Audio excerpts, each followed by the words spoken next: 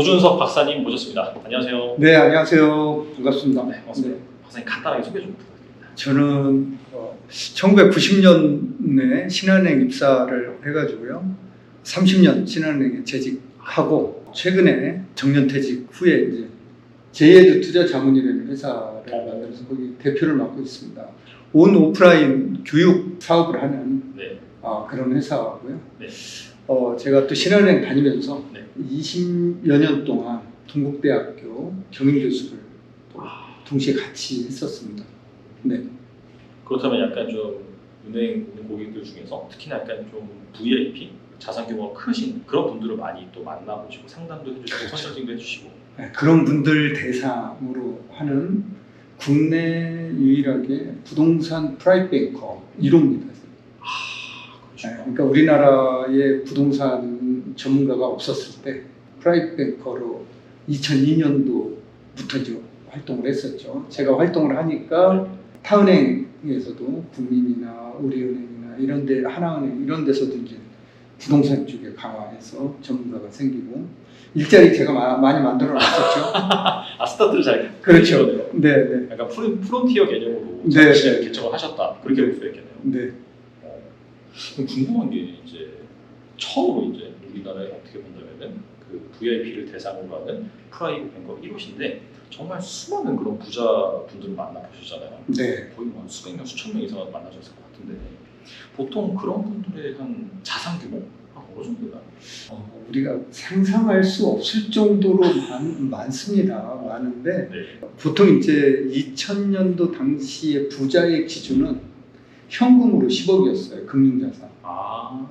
네. 10억이었는데 최근에 제가 이제 은행에서 PWM 프리빌리지 센터장을 했었는데 여기는 이제 금융자산 50억 이상만 거래하는 지점이에요. 금융자산.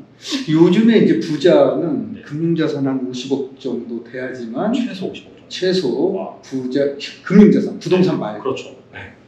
이 정도 가지고 있어야지만 이 정도 이제 부자 금융자산 비중은 30%에서 40% 사이잖아요. 나머지는 이제 부동산 자산이잖아요. 그리고 뭐 전세자금 내 집 마련하려고 준비하시는 분들 많은 돈 전세자금에 들어가 있잖아요. 그렇죠. 전세돈에. 맞아요. 그렇듯이 부자들도 부동산 자산 비중이 70% 이상 된다라는 거죠. 근데 그 책에서 보니까 재벌들은 마인드가 다르다. 네. 그렇게 말씀하셨잖아요. 그 마인드가 뭔지 궁금하거든요. 지금 부동산 가격이 막 조정되고 있고 뭐 몇 억원씩 떨어진다는 얘기 막 이런 얘기 하잖아요. 그렇죠. 네. 근데 부자들은 이렇게 떨어질 때든 올라갈 때든 좋은 거 있으면 산다라는 거죠. 돈이 많다 보니까. 아니죠. 네. 미래 가치를 본다. 미래 가치. 그러니까 이제 우리가 결혼을 네. 꼭 가을에만 해야 되는 건 아니잖아요. 가을에 하는 게 그렇죠. 중요한 게 아니라 네. 누구랑 하는 게 중요하잖아요. 그렇죠. 네, 계절이 중요한 게 아니라 이 미래 가치잖아요. 결혼도 곧 배우자 미래 가치 보고 하는 거 아니겠어요? 그렇죠. 사랑 놓고 하나요? 사랑인가요?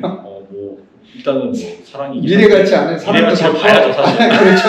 안 보면 좀 있긴 한데 예, 봐야죠. 그렇죠. 자, 그렇다라고 하면 이 투자에 있어서 부동산은 더 그렇다는 얘기죠. 그러니까 우리가 이 하락장에서도 조정장에서도 미래 가치 있는 거는 산다라는 거죠. 근데 재벌이 안 되는 사람들은 재벌 마인드를 안 가진 사람들은 떨어지는구나 좀 이따 사야지 이거거든요. 네. 근데 이 부동산의 특성은 개별성, 부종성이라는 특성이 있기 때문에 다 떨어진다고 부동산 전체가 떨어지거나 전체가 오르지는 않거든요. 오를 때도 떨어지는 게 있거든요. 네, 떨어질 때도 올라가는 게 있거든요. 네, 그런 부동산들을 산다라는 거죠. 지금도 내 집 마련을 무주택자들은 안 하시는 분들이 되게 많아요. 좀 이따 해야 되고. 근데 이러한 게 금리 때문에 나는 대출을 끼고 내 집 마련을 해야 되는데 금리 때문에 부담이다라고 하는 건 제가 이해할 수 있는데 자금 마련도 다 돼 있는 분들이 조금 미뤄서 한다. 이건 아니라는 거죠. 네, 오히려 안 떨어지고 가격이 더 올라가는 것들이 있다라는 거예요. 지금 시장에서도 그런 것들을 골라서 하면 된다라는 거죠. 그러니까 우리가 언론에서 나오는 가격이 떨어진다, 몇 억원이 떨어진다를 일반화해서 보면 안 되라는 거죠. 네, 그래서 만약에 모든 것들을 일반화해서 보면은 과잉 일반화의 오류가 될 수 있는 거거든요. 그래서 내 집 마련 할 때 정말 정작 진짜 많은 대가를 좀 치러야 되겠죠. 돈을 더 지불해야 되는. 네.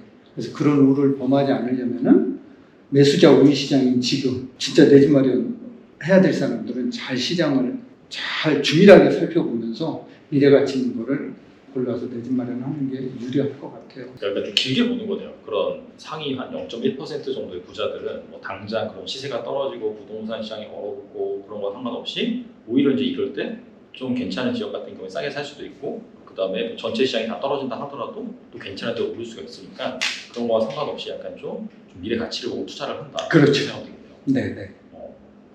알겠습니다. 그리고 그렇다면은 이런 상황에서도 막 지금 오르고 있다는 그런 부동산이 있다고 말씀하셨잖아요. 네. 그렇다면 지금 현재 강남 부동산 부자들 뭐 어떤 부동산에 투자를 하고 있고 주목을 하고 있는지 궁금하거든요. 강남 부자들은 사실은 우리가 이 일반인들이 부동산 시장을 얘기할 때는 아파트 시장을 얘기하잖아요. 네. 근데 이제 이 아파트 시장 규모는 3천억 정도 돼요. 전체 시총으로. 그렇죠. 네, 3천억 정도. 네. 우리 주식 전문가시니까 네. 코스피 3천 할 때 코스피에 상장되어 있는 기업들을 다 살려면 1,500조 정도면 사잖아요.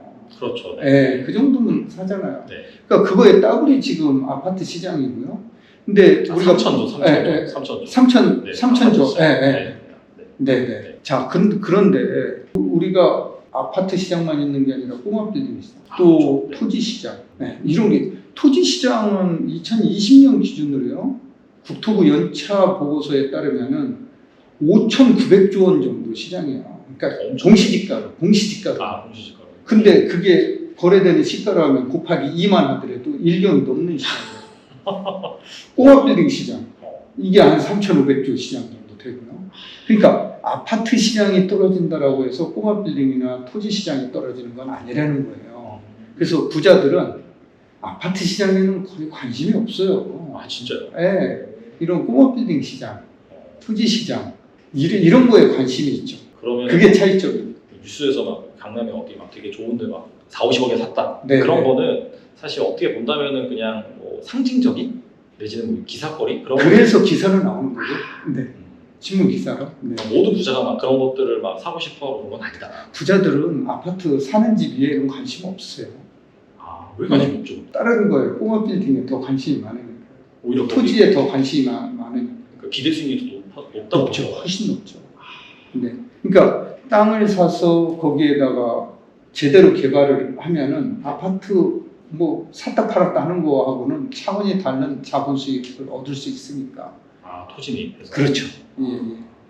건물도 막 올리고 해서. 그렇죠. 예. 훨씬 더. 허름한 단독주택을 사서 리모델링해서 되팔면은 자본 수익을 또 극대화 시킬 수 있고요. 네. 그리고 좀 현재 막 41년 만에 최대 인플레이션이다 이런 키워드가 계속해서 나오고 있잖아요. 네. 그러면 이런 상황에서도 부자들이 주목하는 그런 투자 대상 같은 경우에는 방금 말씀하신 뭐 토지, 내지는 꼬마 빌딩? 꼬마 빌딩 주로 가죠.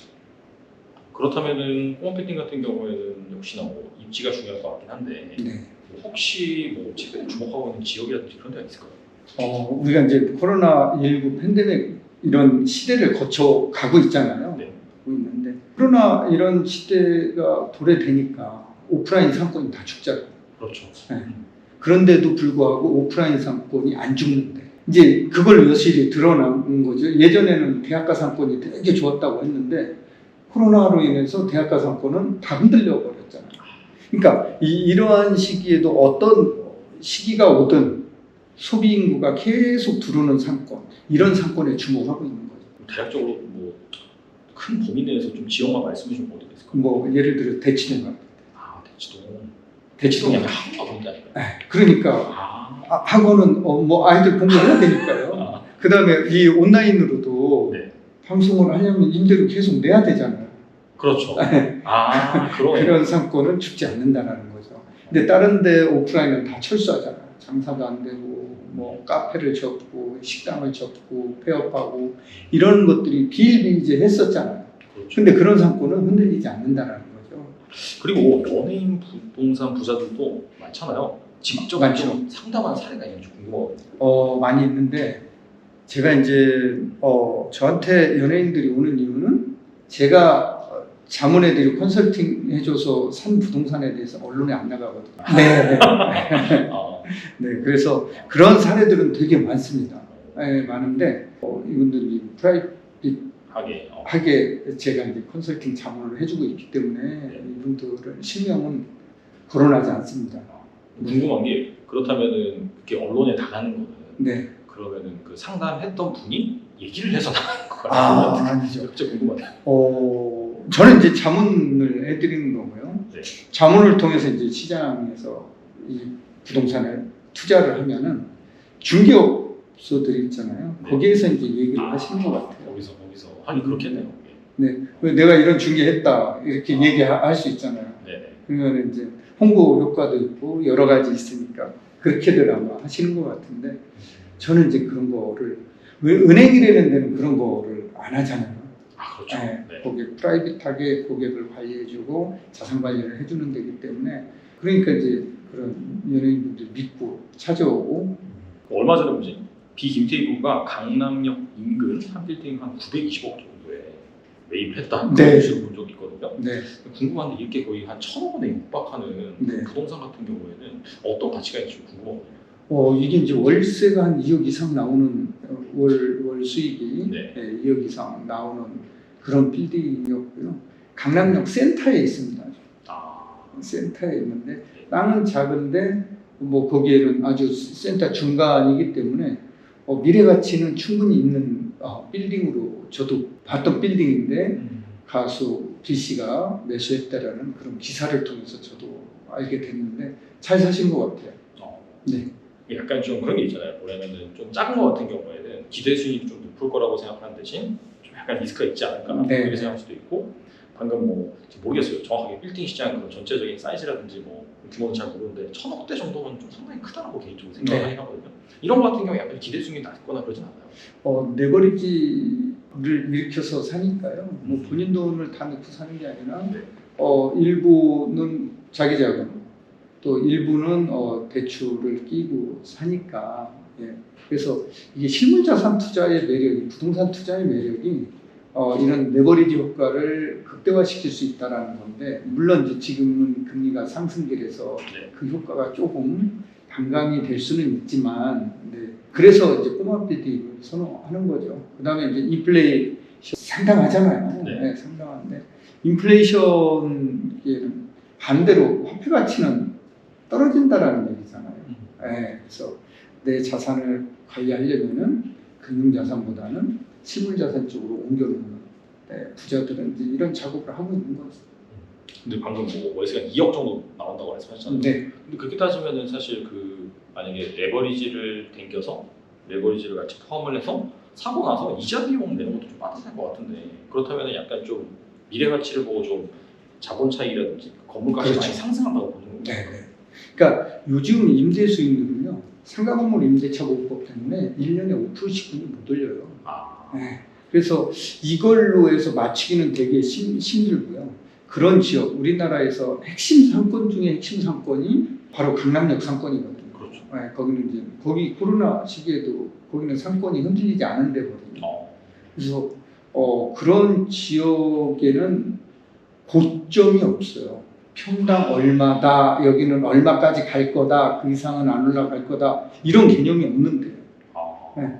계속 대기 임차인들이 있기 때문에 수요자들이 계속 모여들기 때문에 그러니까 강남역하고 바꿀 수 있는 데는 우리나라에서 없다라는 거예요. 그래서 이제 지금 만약에 평당 10억이다라고 하면은 그 이상은 또 올라간다는 거죠. 그리고 또 제가 알기로는 경매 전문가이신 걸로도 알고 있는데 그 프라이빗 뱅커를 하셨는데 네. 그 경매를 택하신 이유가 무엇인지 궁금해요. 제가 신한은행 입사해서 몇 년 만에 경매를 하는 부서로 94년도에 발령이 나가지고 99년 IMF 네. 이후까지 제가 경매를 한 5년 동안 실무 담당을 했어요.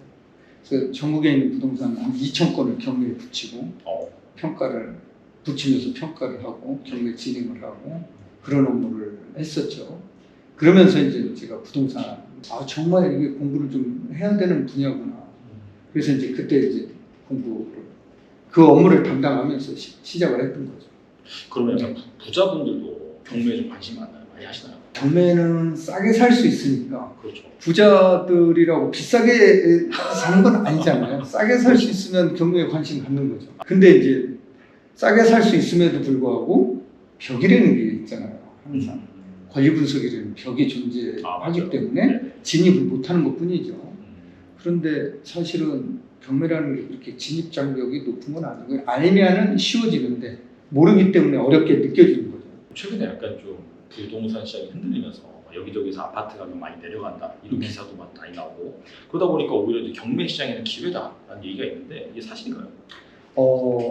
이게 이제 경매 시장에만 국한된 건 아니고요. 일반론적으로 보면은 가격이 떨어질 때는 경매 시장에서도 이게 경매에 들어가면 안 되는 이런 시장이에요. 왜냐하면은 경매는 경매 물건으로 가격을 매길 때, 그러니까 감정가가 정해지는 시점과 매각 시점이 한 6개월에서 1년 정도 차이가 나요. 그러니까 지난 1월 달에 감정한 물건이 지금 경매가 되는 거예요. 그럼 1월 달에 1억에 됐는데 가격이 떨어져서 지금 8천이다. 그럼 지금 시장에서 사는 게 낫지 경매로 살 필요가 없잖아요. 네, 그렇잖아요. 근데 부동산 가격이 일률적으로 다 떨어지는 게 아니라는 거죠. 떨어지는 과정에서도 어떤 거는 올라가는 게 있다는 거죠. 그래서 이런 시장에서는 경쟁률이 줄어들어요. 사람들이 그래 지금 1월 달에 감정한 게 지금 매각이 되니까 가격이 지금 떨어졌는데 지금 들어가면 내가 손해 아니야? 그래서 사람들이 안 들어옵니다. 그러니까 경쟁률이 줄어드는 거죠. 근데 이런 시장에서 오히려 감정했을 때보다 가격이 더 올라간 게 있다라는 거예요. 그러니까 1억에 감정했는데 지금은 시세는 1억 2천 하는 게 있다라는 거죠. 이런 걸 찾아서 내 집 마련해야 된다라는 거죠. 결과적으로는 확실히 좀 기회가 많긴 기회가 되는 거죠. 네, 기회가 되는 거죠. 앞서 말씀하신 매수자 우위 시장이라는 것이 이렇게 경쟁률이 좀 매수 경쟁이 떨어지는 네, 그런 네, 포인트가 될 수 있습니다. 네. 그러니까 남들이 안 할 때 해야 되는데 남들이 할 때 하잖아요. 주식시장이 막 좋아지고 화랑일 때는 집에 있는 정말 뭐까지 팔아다가 주식시장으로 다 들어가잖아요. 그렇죠. 네. 그러니까 이제 또 떨어질 때는 뭐 아무도 쳐다보지 않나. 근데 우량주는 분명히 있잖아요. 네. 떨어지는 시점에. 네. 똑같은 것 같아요.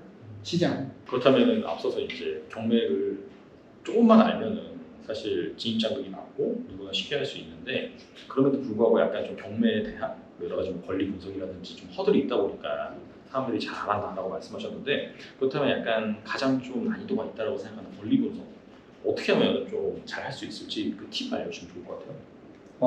권리 분석은 이제 두 개로 딱 나눠집니다. 공시되는 권리와 하고 공시되지 않는 권리. 벌써 이제 어렵게 느껴질 수가 있는데. 그렇죠. 딱 용어로 들으니까. 공시하는 거는 우리 등기부라는 게 있는데 등기부에 다 공시를 하게 돼 있는 이런 권리가 있어요. 이런 권리가 있는 반면에 공시가 안 되는 권리가 있어요. 근데 우리가 이제 아파트를 산다라고 하면은 사람들은 유치권이 있다, 관습법상 법정이상권이 있다, 법정이상권이 있다, 분묘기지권이 있다 이런 것 때문에 저런 권리가 뭐지? 내 집 마련해야 되는데 아파트로 내 집 마련하려고 하는데 이런 걱정. 근데 아파트에 분묘가 있을 리는 없잖아요. 네, 간단하게. 네, 그래서 목적에 맞게 권리 분석을 이해를 하면은 큰 걱정할 필요는 없을 것 같고요. 여기서 팁을 좀 드리자면은 4개의 권리만 외우면 된다. 뜻을 알려고 하지 말고 그냥 4개만 그냥 뜻을 외우지 말고 근저당권, 가압류, 압류, 담보가등기, 경매 개시결정 이거를 뜻을 알려고 하지 말고 그냥 4개가 기준권리다. 기준권리는 경매로 무조건 소멸된다. 기준권리 뒤에 나오는 권리는 원칙적으로 다 소멸되고 앞에 나오는 권리는 매수인이 인수하는 권리다. 근데 앞에 나오는 권리가 없으면 다 사도 되는 거죠. 이렇게 외우자라는 거예요. 이렇게 간단하게 생각하자라는 거죠. 그리고 공시되지 않는 권리는 아파트에는 거의 나오지 않아요. 거의 나오지 않아요. 설령 유치권이 아파트에 나와 있다라고 하면은 이게 가격이 너무 떨어져 있는데 유치권 때문에 사람들이 안 산다라고 하면은 그거는 전문가한테 한번 물어보는 게 좋아요. 우리 기회를 발견할 수 있습니다. 네. 물어보고 자문을 구한 다음에 사시는 게 좋죠. 아니면 공부를 하면 돼. 요즘은 이제 시대가 정보와 지식이 돈이 되는 사회잖아요. 근데 정보는 우리가 쉽게 접할 수는 없잖아요. 정보를 지식으로 커버를 해야 된다. 아는 만큼 보인다라는 거예요. 그러니까 공부를 안 하고 내가 싸게 살 수 있는 방법 없나? 없어요. 공부를 해야지만 접근할 수 있고 접근을 해야지만 내가 매수할 기회가 있는 거잖아요. 그래서 지금 공부를 하시면은 되게 좋고 요즘 직장인들 주 50이 끝나고 많이 남잖아요. 시간. 공부하시는 게 좋을 것 같아요. 일주일에 1시간 정도만 부동산 공부에 할애를 하면은 경매 공부 할애하면은 정말 내 집 마련하는 또 굉장히 많이 도움이 될 것 같아요. 공부하는 방법 같은 경우에는 뭐 책을 봐도 되고 강의를 들어도 되고 네, 오프라인, 온라인 강의 네, 다 있습니다. 네. 한 몇 시간 정도 그런 공부를 하면은 좀 투자할 만한 그런 그레이드까지 올라올까요? 이게 한 학기 정도, 한 번 정도만 들으면은 이런 거구나를 알 수 있을 것 같아요. 또 너무 또 공부만 계속해서 하다 보면은 사실 실전 경험이 좀 부족할 수도 있으니까. 실행하셔야죠. 네. 그렇다면 약간 좀 경매를 뭔가 입문자 입장에서는 네. 실행하기 위한 최소한의 그런 금액 어느 정도 돈이 있어야 좀 경매에 투자해보면 할까요? 이문금 토지는요 정말 몇 백만 원만 가지고도 할 수 있어요. 토지요? 네, 토지. 네. 그런데 이제 그 외의 물건들은 돈이 조금 있어야 되고요. 지방에 있는 아파트들은 한 5천만 원짜리, 6천만 원짜리 아파트들도 있어요. 네. 그런 아파트들은 사서 전세를 놓으면은 경매로 매수해서 전세를 놓으면은 내가 조금만 가지고도 시작을 해도 되는 거거든요. 그런데 이제 미래 가치를 잘 봐야 된다라고 했잖아요. 싸다라고 막 사면은 안 되고 최소한 금액은 1,000만 원, 2천만 원으로도 시작은 할 수 있지만 싸게 시작하는 게 중요한 게 아니라 그렇게 산 게 미래 가치가 있느냐가 더 중요하거든요. 그렇죠. 예. 그래서 이제 그런 것들을 다 이렇게 종합적으로 고려해서 우리가 투자에 나서야 되니까 그러려면은 조금 공부가 필요해 보여요. 공부하시다 보면은 본인이 스스로 깨달을 수 있습니다. 사실 지방 아파트 같은 경우는 방금 말씀하신 5천만 원, 6천만 원이라고 하셨어요. 빌라나 이런 거는 훨씬 싸겠네요. 그렇죠, 지방에. 근데 또 이제 서울 지역에도 빌라들은 싼 것들이 되게 많잖아요. 근데 저는 이제 굳이 초보자들한테 빌라를 사라고 얘기는 하지는 않습니다. 네, 환가가 황금성이 떨어지기 때문에 그래서 주로 이제 아파트 중심으로 해서 한번 해서 성공을 해봐야지만 내가 되는구나 이걸 느낄 수 있거든요. 그래서 일단 한 건을 실행해보는 게 되게 중요합니다. 그렇다면 앞서서도 뭐 토지도 말씀해 주셨고 뭐 아파트도 말씀해 주셨고 여러 가지 경매 대상에 대해서 말씀해 주셨는데 지금 경매 시장에서 좀 가장 주목할 만한 물건이 무엇인지 좀. 역시 아파트죠. 아파트요? 네, 아파트가 환가가 가장 하기 쉽고요. 네, 그래서 아파트 중심으로 보면은 초보자들이 쉽게 내 집 마련할 수 있을 것 같고 아파트는 권리관계가 복잡하지 않아요. 토지나 상가 건물은 좀 복잡할 수 있어요. 근데 아파트는 너무 간단해요.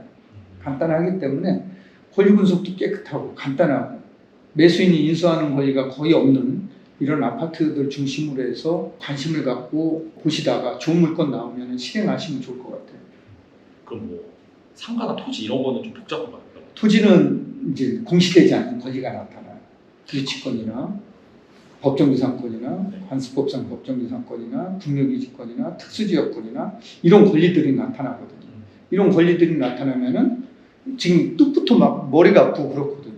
그런 것들을 이제 이해해야 되고 공부를 해야 되는데 법정지상권이 성립하느냐 안 하느냐 이런 거거든요. 그러니까 이제 법정지상권이 성립하려면 4가지 조건이 있어야 되는데 근저당권 설정 당시에 토지에는 건물이 있어야 되고 근저당권 설정 당시에 토지 소유자와 건물 소유자가 같아야 되고 건물이나 토지의 근저당권이 설정돼야 되고 이 소유자가 경매로 달라져야 되는 이 4가지 조건에 부합하면은 법정지상권이 성립하는데 대부분 이게 부합이 안 해요. 한두 개가 빠져요. 하나가 빠져요. 하나가 안 맞더라도 법정지상권은 성립하지 않거든요. 그런 걸 사면 되는데 그걸 모르잖아요. 공부를 안 하고. 네. 그런 거죠. 그러니까 예를 들어서 비닐하우스. 네. 땅을 사려고 봤더니 비닐하우스가 이렇게 딱 있어요. 그러면 이제 그 비닐하우스가 법정지상권 성립 가능성 있음이라고 이렇게 매각물권 명세서에는 나와 있어요. 그러면 이게 진짜 법정지상권이 성립되는지 안 되는지 이거 따져봐야 되잖아요. 이 비닐하우스는 법정지상권이 인정 안 된 데는 대법원 판례가 있다는 거죠. 네. 그래서 이제 이런 걸 가지고서 쉽게 할 수 있는 것들도 있다라는 거죠. 그런 거 막 제대로 하려면 법조 막 이런 것도 잘 알고 있어야겠네요. 이 경매는 민사집행법에 의해서 진행이 되는 거고요. 이건 다 법이에요. 법을 아래야지만 가능한 분야인데 근데 우리가 이제 쉽게 배우려면 그 뜻은 몰라도 된다는 거. 리스크 없는 아파트라든지 그걸 네네. 전문적으로 하면 되니까 네네. 아파트만 하더라도 물건이 워낙 많은 거잖아요. 많죠. 특히나 이제 하락장 같은 경우에 더 네. 많이 나올 수도 있고. 금리 상승기에는 물건이 엄청 나와요. 그게 어차피 경매로 나온다는 것 자체가 더 이상 못 버텨가지고 막 영끌한 사람들이 더 이상 뭐안 돼가지고 경매로 넘어가는 네, 그런 네, 경우가 있잖아요. 그리고 이제 1억 정도 목돈으로 부자가 되고 싶다면은 좀 수많은 그런 또 부자들 컨설팅 해보시고 그다음에 프라이빗 뱅커 경험도 있으시니까 좀 현실적인 조언을 해주신다면. 전세 끼고 아파트 매수하는 게 좋을 것 같은데요. 네. 수도권 지역에 2억선 하는 아파트들도 있고요. 지금 매수자 우위 시장이기 때문에 그런 아파트들 고려해서 투자하시면 좋을 것 같고, 특히 이제 GTX 역사 주변, 네. 뭐 제일 먼저 개통 예정인 게 이제 GTX A잖아요. A가 파주 운정에서부터 동탄을 거쳐서 평택 지제역까지 들어가니까 이런 지역의 소형 아파트 전세 끼고 투자해 놓으면은 도움이 될 것 같죠. 근데 이제 궁금한 게 지금 약간 하락장이잖아요. 하락장이고 뭐 여기저기에서 뭐 내 집 마련도 지금 하지 마라. 뭐 전세로 살아 그런 전문가들도 많이 있고 한데 그렇다면은 박사님께서는 약간 지금 시장 전망을 어떻게 하시는지. 이게 이제 시장 가격은요. 네. 금리하고 공급이 가격을 통제를 하게 돼 있어요. 금리하고. 네. 그런데 공급이 가격을 통제를 할 때는 대세 하락으로 대세 하락. 네. 근데 금리가 가격을 통제할 때는 일시적 조정으로 보시. 그러니까 지금은 공급으로 가격이 통제되는 시장이 아니거든요. 금리가 지금 가격을 통제하고 있거든요. 자, 우리가 이제 1998년도 IMF가 있었죠. 네. 이때 주택담보대출 금리가 몇 프로였는지 아세요 혹시? 그때는 뭐 제가 어렸으니까 그런 걸 그러고 대신에 예금금리가 그냥 20% 됐다는 걸 기억을 하고 있어요. 그때 제가 경매를 담당하고 있었는데 은행에서 그때 주택담보대출 금리가 15.5%였어요. 예금 금리가 18%에서 20% 정도 갔었어요. 그럼 금융위기 때는 아시겠네요. 2008년도 금융위기 때 뭐 기준금리 말고 한국은행 기준금리 말고 주택담보대출 금리가 몇 프로였는지 혹시 아세요? 그때 뭐 금리가 빠르게 내려가지고 2007년도까지만 하더라도 예금금리가 한 6%, 특파는 한 6.6%였어요. 네. 대출금리 당연히 높았겠죠. 근데 금융위기 당시에는 금리를 또 한 1%, 2%로 낮춰가지고 글쎄요. 그때도 얼마인지 기억이 안 나요. 그때가 7.12% 정도. 그때 되게 높았는데. 네. 한국은행 기준금리가 5.25%였고. 그러면 이제 금융이 터지고 나서 좀 금리 내리기 전 말씀하신 거네요. 2009년 2월 달에 한국은행 기준금리가 그때 2%, 3.25%포인트가 내렸어요. 맞아요. 네. 그때 내렸죠. 그러니까 이 금리가 내리자마자 또 가격은 또 상향. 자, 이번에도 지금 금리가 올라가니까 금리가 올라가면은 기업이나 개인은 투자를 지속하는 게 아니라 보류하거나 연기하잖아요. 네. 네. 개인은 당연히 내 집 마련 연기하는 거잖아요. 그런데 금리가 떨어지면은 은행에서 뭐 번호표 받고 한 사람씩 시장에 가서 내 집 마련을 하는 게 아니잖아요. 수요자들이 시장에 한꺼번에 들어가요. 한꺼번에 들어가면은 가격이 올라가는 거죠. 한꺼번에 올라가는 거죠. 근데 공급은 한꺼번에 공급이 안 되거든요.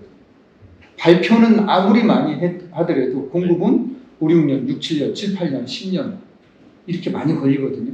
그러니까 공급은 단기적으로 시장 가격에 영향을 미칠 수가 없어요. 비탄력적이에요. 근데 수요는 단기적으로 시장에 굉장히 탄력적으로 움직이죠. 네.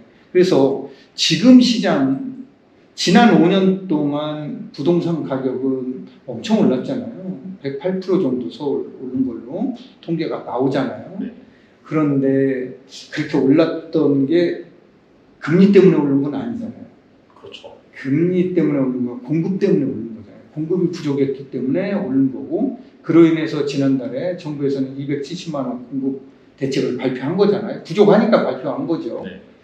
자, 그러면은 금리가 떨어진다라고 하면은 금리가 떨어지면은 수요자들은 다시 시장으로 한꺼번에 들어갈 거다라는 거죠.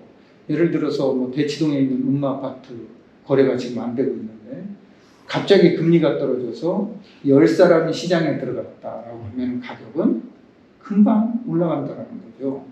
그래서 이게 지금 현재는 가격이 시장을 통제하고 있기 때문에, 금리가 가격을 통제하고 있기 때문에 이거는 일시적인 조정으로 봐야 되고 또 전체적으로 가격이 떨어진다라고 일반화해서 보면은 조금 내 집 마련 걸림돌로 작용할 수 있을 것 같아요. 그러니까 개별 물건별로 분석을 좀 해보실 필요가 있을 것 같아요. 네. 동네마다 다. 근데 약간 대세 하락으로 주장하시는 분들 의견 들어보면 사실 자산시장 같은 경우에는 시차가 존재하긴 하지만 뭐 작년 같은 경우는 주식이 이제 작년과 고점을 지금 계속해서 조정이 나오고 있고 뭐 이런 얘기 저런 얘기 나오면서 지금 뭐 유럽 경기도 안 좋고 중국 같은 경우에도 경기도 안 좋고 그렇기 때문에 전반적으로 이렇게 리세션이 찾아오는 그런 국면이기 때문에 부동산 시장도 폭락을 할 것이다 이런 식으로 계속 말씀하시는데 이 부분에 대해서 어떻게 생각하세요? 그렇다라고 하면 경기가 우리 코로나 때 경기가 마이너스였잖아요. 네. 네. 그때 진짜 떨어졌었어요. 근데 그때는 엄청난 유동성 풀었잖아요. 그래서 그 유동성을 한 거니까. 네. 유동성 플러스 유동성 얘기를 잘 해주셨는데 네. 이 통화량은요 부동산 가격에 있어 양념 역할을 합니다. 네. 큰 틀은 금리하고 공급인데 이 중에서 이 통화량은 양념 역할을 해요. 통화량이 늘어나면은 부동산 시장이 굉장히 호재로 작용을 합니다. 그렇죠. 네, 호재로 작용합니다. 금리가 저금리였는데다가 공급이 부족했기 때문에 그런 시기에도 가격은 올라갔거든요. 결국은 공급이었거든요. 네. 그런데 지금 이게 이제 공급은 해결이 안 되는데 인건비 올라가고 물건비 원자재 가격 올라가고 근데 집값만 반값으로 떨어져야 되고 더 떨어져야 된다라는 거는 설득력이 아무래도 좀 부족해 보이지 않나. 이거는 뭐 투자자들 내 집 마련하는 분들 관점에서 뭐 이해를 하셔야 되겠죠. 전문가들 시각은 네. 여러 가지로 나타날 수 있으니까. 저는 IMF 때도 내 집 마련을 하라라고 주장을 했었고요. 금융위기 때도 내 집 마련을 지금 해야 되지 않는가 그런 얘기를 했었는데 특히 이제 IMF 때는 경매로 나온 압구정 현대아파트가 35평짜리가 1억 8천, 1억 6천 수준에 매각이 되고 그랬었어요. 네. 근데 지금은 그게 얼마입니까? 네. 그때 산 사람. 그러니까 그런 때 산 사람, 그때도 공급이 부족한 시기였거든요. 네. 네. 금융위기였잖아요. IMF 때도. 그때 금융위기 때 2008년도 이때 산 사람들은 지금 이렇게 돌이켜보면은 잘 샀는데 그때 안 산 사람들은 20년 전, 10년 전에 안 산 사람들은 지금 후회하고 있는 거거든요. 근데 그게 이제 세 번째 기회. 제가 살면서 이제 세 번째 기회가 온 거예요. 이런 시기가 왔는데, IMF 때하고 어쩜 이렇게, 금융위기 때하고 어쩜 이렇게 좀 비슷할까. 근데 지금은 뭐 우리가 외환 보유고는 많잖아요. IMF 때하고는 틀리잖아요.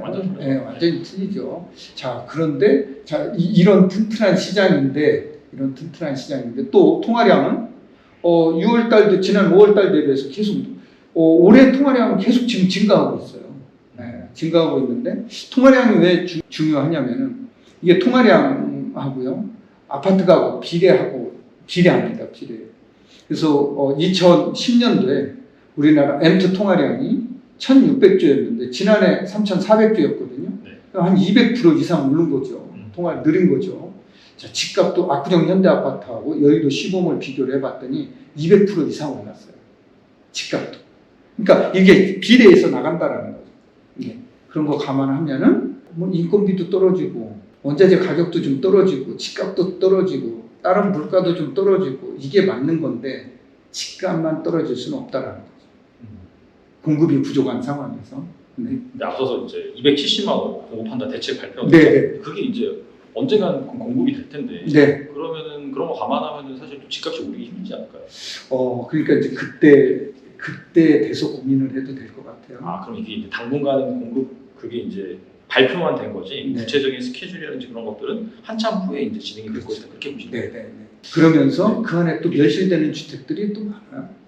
그러니까 그걸 걱정하면은 10년 후에 20년 후를 걱정하면서 지금 내 집 마련 안 하고 집값 올라가는 걸 지켜봐야 된다는 거거든요. 네. 그러니까 IMF 때하고 똑같은 거예요. IMF 때 집값이 30-40% 떨어지니까 지금 사면 안 된다는 거죠. 네. 근데 그러한 금리 위기, 그런 유동성 위기가 외환 위기가 해소되고 나니까 집값은 공급 부족에 의해서 가파르게 올랐잖아요. 2008년도에도 또 가파르게 올랐죠. 지금도 또 이제 이 금리 리스크가 해소가 되면은 공급 부족에 의해서 가격은 또 가파르게 올라갈 가능성이 높다라는 거죠. 공급이 없으니까. 장기적인 시각으로 봐서는 네. 이제 그런 위기가 한번 찾아왔을 때 사실 그때 사야지 나중에 이제 올랐을 때 정말 내가 자산을 크게 증식할 수가 있는데 그렇죠. 그런 것 때문에 안 사는 건 아니다. 그런 의견이신 거예요. 그렇죠. 그리고 나와주셔서 정말 좋은 말씀 많이 해주셨는데 끝으로 이 영상을 보시는 시청자분들을 위해서 한 말씀 부탁드립니다. 내 집 마련은 매수자 우위 시장이 적긴 것 같습니다.